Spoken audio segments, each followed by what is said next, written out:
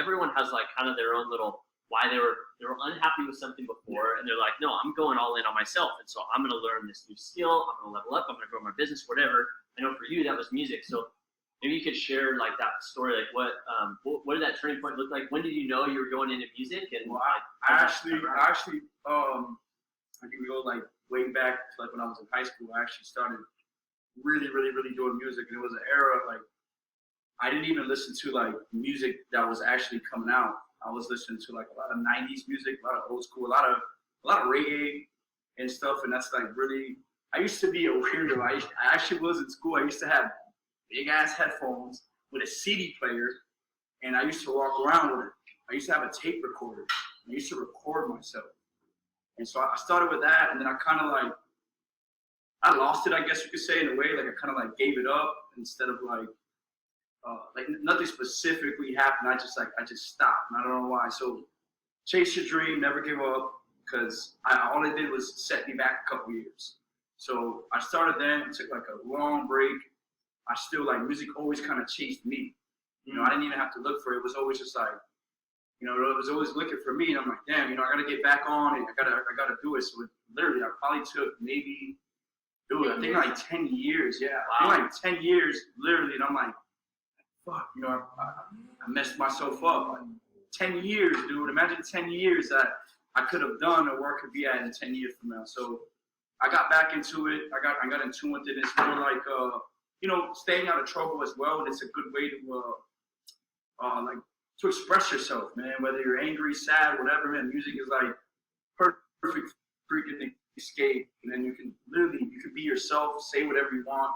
Like nobody can really judge you. All you can really do is relate to it, you know. So I then just got back on it, and now I'm gonna chase it now even harder. I'm gonna go harder than ever.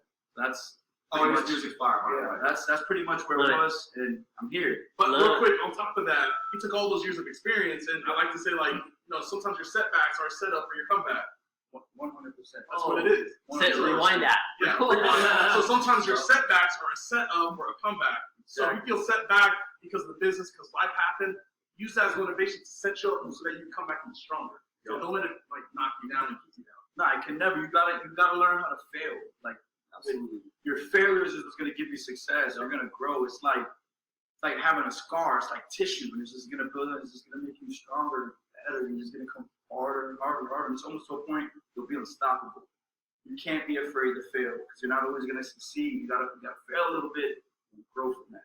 Absolutely. And I kind of want to like get on what you just said. You know, you're like, it took me 10 years. This is what a lot of people do. When a lot of people are making decisions, especially bad decisions, we start looking at like our decision making as a big long curve. You know, success is like this. This is like from you where you're at right now to being like, let's just say a millionaire or 20K a month. That's the success line. But here's what happens. Life gets in the way and we start making decisions that are very slow, very uncalculated. When we can start recognizing what's happening, we can just go, boom, okay, I made a mistake. Now I got to go this way. And we got to start taking calculated risks to basically propel yourself faster. I mean, there's no other way to put it, because if you're doing it the other way, yes, you're going to get experience, but at the same time, like, how fast do you want to go? Do you want to get there in 10 years?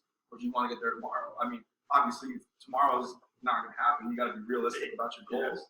But at the same time, when you can actually, you know, when you recognize when you're messing up, and you just go, oh, I'm messing up. Time to go back, you know, into the wavelength of success. I mean. And it's easier to get back to that wavelength when you're surrounded with a community of other people that are on that wavelength and higher. So the more you guys jump on these lives or listen to the replays and you can make it, the more you're going to increase your mental capacity and aptitude to actually become who you want to be.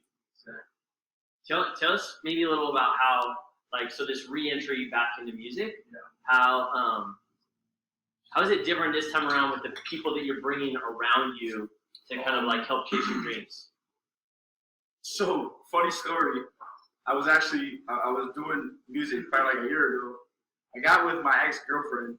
It's crazy. Stay away from these crazies. So she made me actually stop doing music.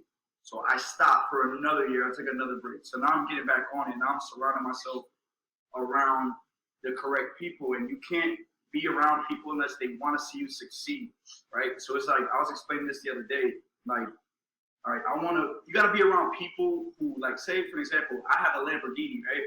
and my friend has a Honda Civic. I didn't do my job. Why is he not in the Lamborghini too? You know, so you want to surround yourself around those people who are going to try to like, dude, I want to look over to the right. You're in a Ferrari. I'm in a Lambo. We're all going to stunt. We're all going to do it. Those are the people you need to surround yourself with. And that's what I found.